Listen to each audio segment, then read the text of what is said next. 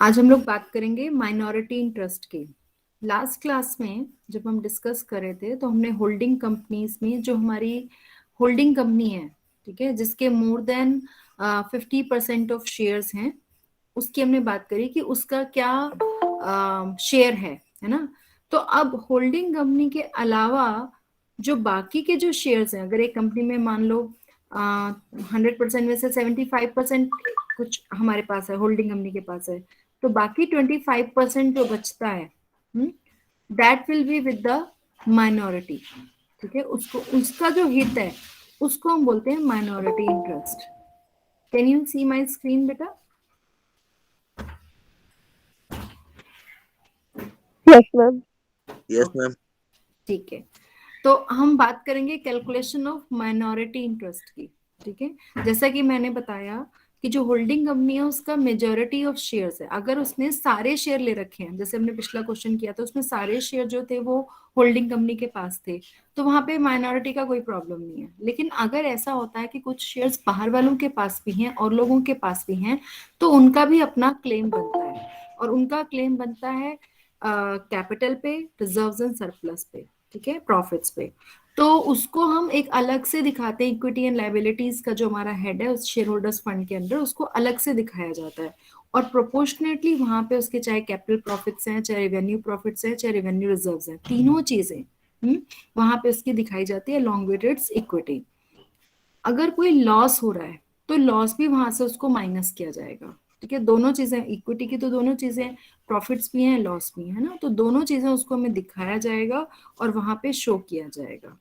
और अगर कोई प्रेफरेंस शेयर्स भी हैं तो वो भी दिखाए जाएंगे। चलिए क्वेश्चन करते हैं, क्वेश्चन से हमें समझ में आएगा। ये बैलेंस शीट दी हुई है आपको, जिसमें आपको एक कंसोलिडेटेड बैलेंस शीट बनानी है एक्स लिमिटेड की, और इसकी सब्सिडरी है Y limited.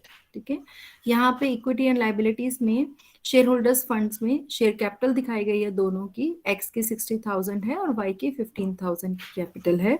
Reserves and surplus में जनरल रिजर्व है दोनों के पास, प्रॉफिट एंड लॉस अकाउंट है, करंट लाइबिलिटीज में क्रेडिटर्स हैं। ठीक है, इसी तरीके से अगर हम एसेट साइड की बात करें तो नॉन करंट एसेट्स में हमारे पास बिल्डिंग है, प्लांट एंड मशीनरी है। और वाई लिमिटेड के इसने देखिए यहाँ पे इसने वाई लिमिटेड के लिखा हुआ है 1200 शेयर्स, है ना, 10 रुपए का एक शेयर था, 15,000 शेयर्स है, तो इसका मतलब 1500 शेयर है। उस 1500 शेयर में से जो 1200 शेयर है वो होल्डिंग कंपनी के पास है, और उसकी जो वैल्यू है, अब यहाँ से इसको कंफ्यूज मत होइएगा, है ना, कोई भी कंपनी के हम शेयर ज्यादा प्राइस में भी खरीद सकते हैं। तो 1200 शेयर्स हैं, लेकिन इसने 14,500 रुपए के खरीदे हुए हैं। तो अभी हम इसमें कैलकुलेट करके देखेंगे कि इसका गुडविल है या कैपिटल रिजर्व है, जो कि हमने लास्ट क्लास में अंडरस्टैंड किया था समझने को। और इसके अलावा इसकी करंट एसेट्स हैं, वो भी यहाँ पे दिखाई गई हैं, और इन सबका हमें रिकॉर्ड मेंटेन करना है। ठीक है, और इन सबको कंसोलिडेट करके हमें दिखाना है। तो हमें क्या एडजस्टमेंट नीचे दी हुई है कि at the date of acquisition X limited of its shares, Y limited had undistributed profits and reserves. ये हमारे प्री एक्विजिशन प्रॉफिट्स हैं, 1,000 का प्रॉफिट है और 3,000 का रिजर्व है respectively, and none of which had been distributed since the date of acquisition। तो इसका मतलब ये इसमें इंक्लूडेड है ऑलरेडी, जो ये फिगर्स दिखाई जा रही हैं इसके प्रॉफिट्स में भी और इसके रिजर्व्स में भी ये वैल्यूज इंक्लूडेड है। जैसा कि मैंने आपको बताया था कि हमारा सबसे पहला काम होता है प्री एक्विजिशन और पोस्ट एक्विजिशन को अलग अलग करना। तो सबसे पहले जो हमारे प्री एक्विजिशन प्रॉफिट्स होते हैं वो हमारे कैपिटल नेचर के होते हैं, और जो पोस्ट एक्विजिशन प्रॉफिट्स होते हैं वो हमारे रेवेन्यू नेचर के होते हैं। इस बारे में हमने पिछली क्लास में बहुत अच्छे से डिस्कस किया हुआ है। तो जो कैपिटल प्रॉफिट्स हैं उसमें हमारा अनडिस्ट्रीब्यूटेड प्रॉफिट आ गया, एक तो 1,000 रुपीज और रिजर्व आ गया, इसका मतलब 4,000 जो है वो हमारा प्री एक्विजिशन है। तो अब हम क्या करेंगे, जैसा कि हमने देखा कि 15 टोटल शेयर्स कितने हैं बताइए, टोटल शेयर्स वाई लिमिटेड के how many total shares are there, बताओ। 15, 15 से 1500। उसमें से एक्स लिमिटेड ने कितने शेयर्स ले रखे हैं? 60,000 मैम। नो, एक्स लिमिटेड की 60,000 की तो खुद की कैपिटल है बेटा, यहाँ पे लिखे ना 1200 शेयर ले रखे हैं। 1200 तो share. What is the percentage ratio, percentage कितना है एक्स के बाद, एक्स के पास how much percentage of equity of Y X is holding, how will you calculate,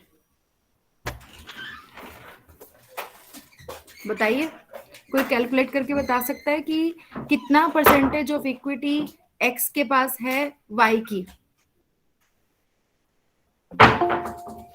1200 divided by 1500 कितना हुआ, into 100, can you calculate. Ma'am 80%। Yes very good, 1200 shares हैं उसके पास, ठीक है, 1200 शेयर्स हैं एक्स के पास, और टोटल में से 1500 में से, है ना, 15,000 शेयर है, 10 रुपए पर प्रति शेयर के हिसाब से। So 1200 divided by 1500 into 100, that is how we calculated percentage share. तो इसका मतलब क्या है कि एक्स जो है, जो होल्डिंग कंपनी है, उसके पास सब्सिडरी कंपनी का 80% कंट्रोल है। अब जितनी भी कैलकुलेशन होगी वो इस हिसाब से होगी, 80% is with holding company and 20% is minority interest, that is the way we calculated. Okay, तो यहाँ पे हम क्या करेंगे, हमने सबसे पहले जब निकाला है इसका कैपिटल प्रॉफिट्स, तो कैपिटल प्रॉफिट्स का एक्स का शेयर हो जाएगा 4,000 का 80%, दैट इज 3,200, और माइनॉरिटी का शेयर हो जाएगा बाकी बचा हुआ 20%, that is 800। Is it clear, ये आपको समझ में आया, क्योंकि ये बहुत इंपॉर्टेंट है, किसी को भी डाउट है इसमें तो पूछ सकते हो। हमारे जो प्रॉफिट्स हैं हर चीज में हम ये डिवीजन करेंगे कि एक्स का कितना है और माइनॉरिटी का कितना है, वो किस बेसिस पे निकलेगा कि एक्स की कितनी होल्डिंग है और बाकियों की कितनी होल्डिंग है। ओके, तो यहाँ पे हमने सबसे पहले निकाला कैपिटल प्रॉफिट्स के केस में। अब हम चलते हैं रिवेन्यू प्रॉफिट्स। रिवेन्यू प्रॉफिट्स होते हैं जो हमारे पोस्ट एक्विजिशन प्रॉफिट्स है ना, पोस्ट एक्विजिशन। अब यहाँ पे बैलेंस शीट में इन्होंने बताया हमें कि 4,500 रुपीज है ना हमारे पास हैं, 4,500 रुपीज प्रॉफिट्स हैं, लेकिन उसमें से 1,000 रुपीज जो है वो पिछला है।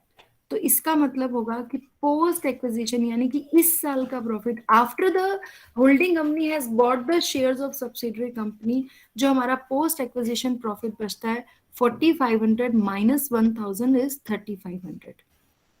अब इस 3,500 में से हम निकालेंगे कि होल्डिंग कंपनी का कितना शेयर है और माइनॉरिटी का कितना शेयर है। तो सेम फॉर्मूला, 80% होल्डिंग कंपनी का, इसलिए 2,800 रुपीज जो है वो होल्डिंग कंपनी का आ गया, और 20% माइनॉरिटी का है तो 700 जो है वो माइनॉरिटी का आ गया। ठीक है, इज इट क्लियर बेटा, एनी डाउट्स।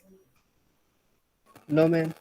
ओके, अब हम निकालेंगे रिवेन्यू रिजर्व्स। ठीक है, रिजर्व्स में भी इन्होंने हमें बोला कि 5,500 रुपीज का जनरल रिजर्व है ना, 5,500 में से 5,500 में से 3,000 रुपीज पुराना है, प्री एक्विजिशन है, तो हम उसको माइनस कर देंगे, 2,500 ये आ गया। इस 2,500 में से 80% एक्स का और 20% जो है वो माइनॉरिटी का। तो एक तरीके से हमारी तीन मेजर चीजें हुई जिसको आप नोट कर सकते हो, हमारा capital profit which is the pre acquisition, फिर हमारा पोस्ट एक्विजिशन जो अभी हमारा करंट प्रॉफिट है, और जो हमारे करंट रिजर्व्स है, capital profit, revenue profit, revenue reserves. तो आपके पास जो भी प्रॉफिट और रिजर्व्स हैं आपने उनको दो पार्ट्स में डिवाइड किया, प्री एक्विजिशन और पोस्ट एक्विजिशन। जितना भी प्री एक्विजिशन पोर्शन है वो सारा के सारा कैपिटल प्रॉफिट्स में चला गया। ठीक है, जो पोस्ट एक्विजिशन है प्रॉफिट्स का अलग रखा और रिजर्व्स का अलग रखा। इन तीनों में capital profit, revenue profit, revenue reserve, इन तीनों में आपका होल्डिंग कंपनी का कितना शेयर है 80% निकाल लिया, माइनॉरिटी का कितना शेयर है 20% निकाल लिया। जितना मैंने अभी समझाया इसमें से अगर आपको कोई भी डाउट है तो आप पूछ सकते हो, एनी डाउट।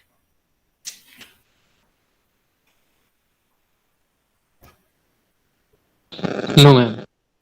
ठीक है, तो अब हम आगे बढ़ते हैं। अब हमें निकालना है कि ये जो हमने इसको बाय किया इस कंपनी के शेयर्स को, इसमें हमारा गुडविल है या कैपिटल रिजर्व है। ठीक है, तो वो हम कैसे निकालेंगे? हमारे को एसेट साइड में दिया हुआ है कि हमने इतने पैसे पे किए, कितने में बाय किए हमने इसके सारे shares, for how much amount we have bought the share? 45,000।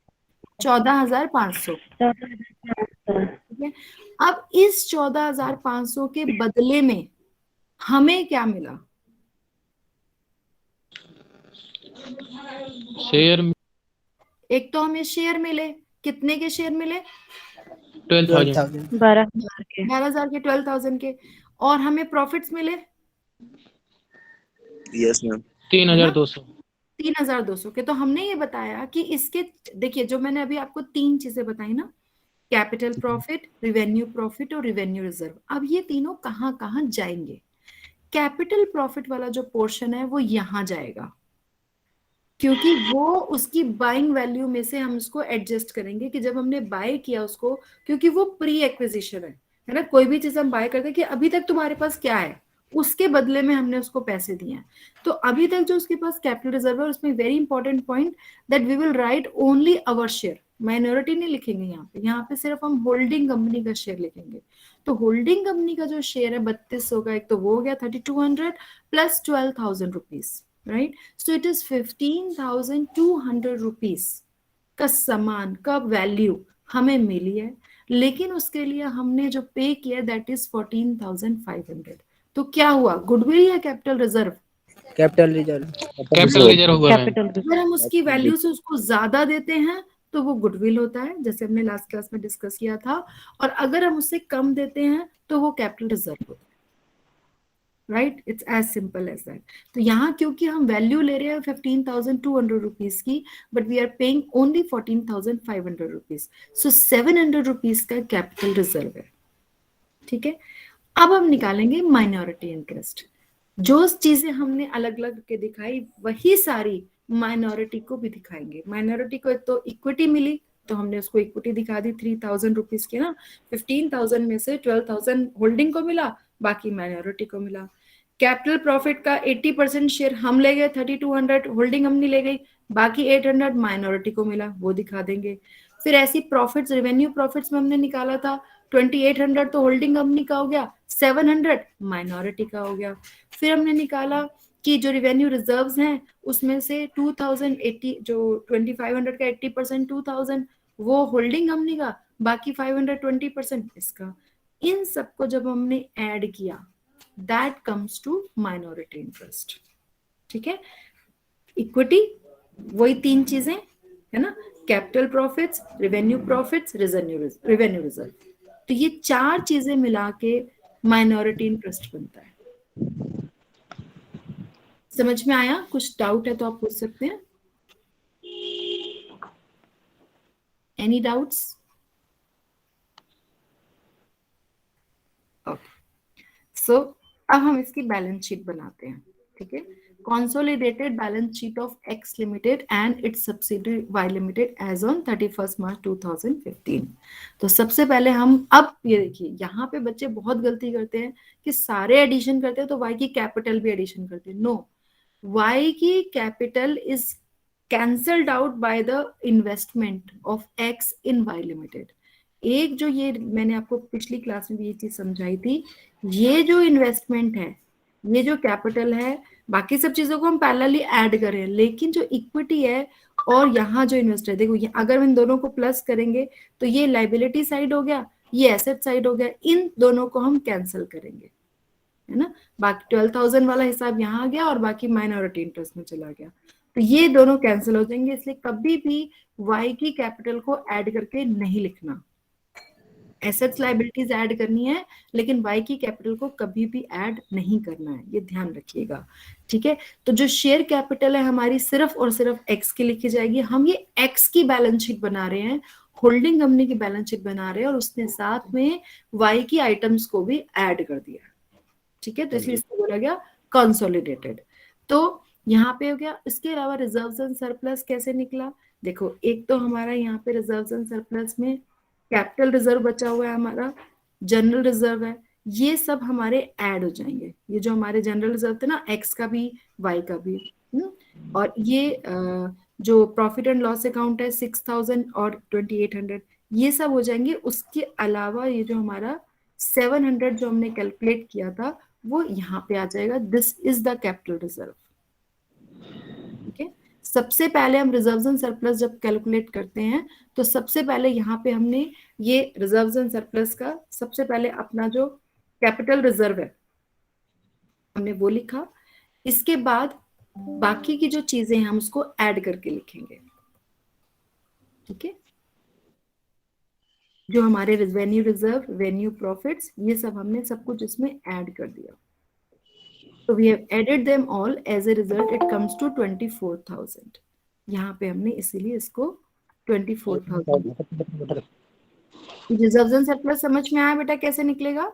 सबसे पहले आपने कैपिटल रिजर्व लिखा है, उसके अलावा आपने एक्स और वाई में, एक्स में देखो 12,500 था, लेकिन वाई का वही शेयर लिखोगे जो हमारा शेयर है। यहाँ पे वाई में हमारा 2,000 रुपीज शेयर है ना, दिस इज 2,000 रुपीज शेयर। ये वाई का शेयर है, जो हमारा मतलब एक्स का शेयर है वाई कंपनी में, और एक्स का खुद का 12,500 है। ये हमें बैलेंस शीट में यहाँ पे दिया हुआ है। तो एक कैसे दिखाना है, हमने पूरा 5,500 पे हमारा राइट नहीं है, इसको हमने डिवाइड कर दिया था। 12,500 तो ये हो गया, प्लस जो हमने यहाँ पे कैलकुलेट किया था रिजर्व्स, ये हमने ऐड किया 2,000। तो ये हमारा बना 12,000 प्लस 12,500 प्लस 2,000 14,500। ये हमारा रिजर्व है। इसी तरीके से एक्स का प्रॉफिट क्वेश्चन में दिखाया हुआ कि एक्स का खुद का 6,000 है। जो वाई की तरफ से आया है, जो वाई का है, जो होल्डिंग कंपनी की तरफ से आया है, सब्सिडी की तरफ से, वो है 2,800, क्योंकि हमने उसका 80% यहाँ शेयर कैलकुलेट किया था, है ना।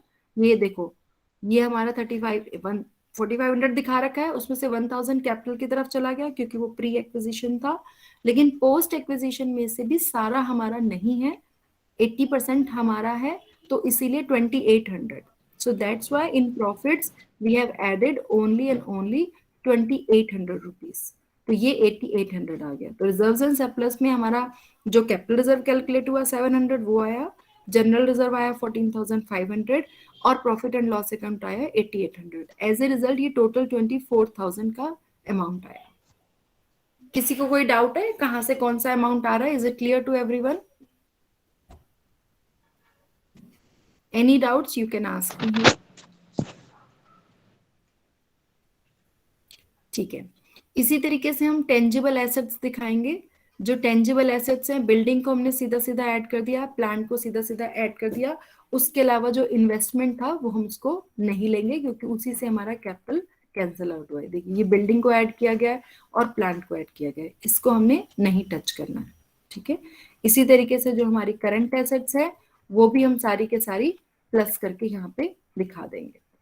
इन्वेंटरीज भी ऐड कर दी हैं, ट्रेड रिसीवेबल्स भी ऐड कर दी हैं, कैश एंड कैश इक्विवेलेंट्स भी ऐड कर दी हैं, बाकी सब सीधा सीधा प्लस होता है। सिर्फ हमें कैपिटल और जो हमारे रिजर्व्स हैं उनको एडजस्ट करना होता है।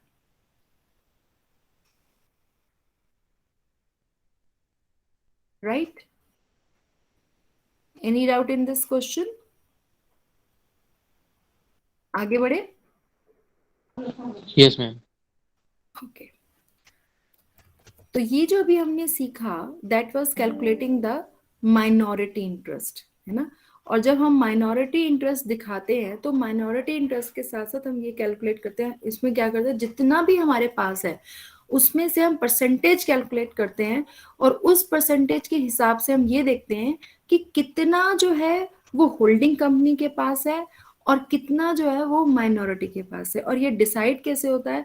उनकी परसेंटेज से, परसेंटेज ऑफ शेयर होल्डिंग से, है ना। जितना परसेंटेज ऑफ शेयर होल्डिंग होगा उसके बेस पे ही हम ये डिसाइड करेंगे।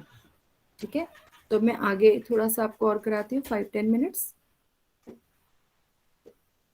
अगर हमारी बैलेंस शीट में ऑलरेडी गुडविल दी होती है, ठीक है, तो कॉमन प्रैक्टिस तो है कि जब हम वहां पे कॉस्ट ऑफ कंट्रोल निकाल रहे थे ना, गुडविल, कैपिटल रिजर्व, ये सब हम निकाल रहे थे, वहीं उसको एडजस्ट कर देना है। लेकिन कई बार माइनॉरिटी ये भी बोला जाता है कि भाई वो तो सिर्फ हमारा ही है, माइनॉरिटी को तो आपने शेयर दिया ही नहीं है। तो अगर ऐसा है कि माइनॉरिटी को भी शेयर देना है तो फिर उसमें से जैसे अभी हमने डिवाइड किया, माइनॉरिटी और होल्डिंग दोनों में उसको डिवाइड कर देते हैं। ये इलस्ट्रेशन 5 इस चीज पे है। अब आप इसको थोड़ा सा प्रैक्टिस करिएगा, खुद से करिएगा। अगर आपको कोई भी डाउट होगा तो हम डिस्कस कर लेंगे। इसी तरीके से अगर कोई एबनॉर्मल लॉस है, ठीक है, तो उसको भी आपको उस साल के प्रॉफिट्स में से माइनस कर देना है, ठीक है। और जो अगर नॉर्मल लॉस है, जैसे आप लोगों ने पढ़ा होगा कि हम लॉसेस को एडजस्ट भी कर देते हैं, ठीक है। जब हमें डिवीजन करना होता है तो कई बार हम एक हाइपोथेटिकली नेट प्रॉफिट भी निकाल लेते हैं कि अगर ये लॉस नहीं हुआ होता तो कितना अमाउंट आता। फिर उसको हम प्री एक्विजिशन और पोस्ट एक्विजिशन बेस पे डिवाइड करते हैं and then we adjust the abnormal loss, ठीक है। इस पे हमारा इलस्ट्रेशन 6 है, ये आपका होमवर्क है, आप इसे करेंगे और फिर दिक्कत आएगी तो हम डिस्कस करेंगे again deferred revenue expenditure is जैसे प्रिलिमिनरी एक्सपेंसेस हो गए, discount on issue of shares and debentures हो गया, अंडरराइटिंग कमीशन हो गया, ये सब डेफर्ड रेवेन्यू एक्सपेंडिचर है। अगर ऐसी आइटम्स भी आ रही हैं तो ये हमारे एक तरीके से कैपिटल लॉसेस हैं और इनको भी हमें एडजस्ट करना होता है। जहां पे भी हमने कैपिटल रिजर्व दिखाया ना, अगर वहां पे कैपिटल रिजर्व आ रहा है तो ये वहां पे सब एडजस्ट होंगे, सब माइनस होंगे वहां से, जिससे कि हम एक्स्ट्रा प्रॉफिट्स जो है उसको नहीं दिखाएं। तो अभी हम आज इस क्लास में यहीं तक कर रहे हैं, रिवैल्यूएशन से हम नेक्स्ट क्लास में करेंगे। So your homework is that you do till illustration 7। तो यहाँ तक आपको इलस्ट्रेशन 7 तक जो है वो आपको प्रैक्टिस करना है। आप सबके पास ये पीडीएफ है, आपके अकाउंट व्हाट्सएप ग्रुप में आ गई है ये पीडीएफ, तो आप इसको जरूर करिएगा, ठीक है। Kamini, do you have any question बेटा?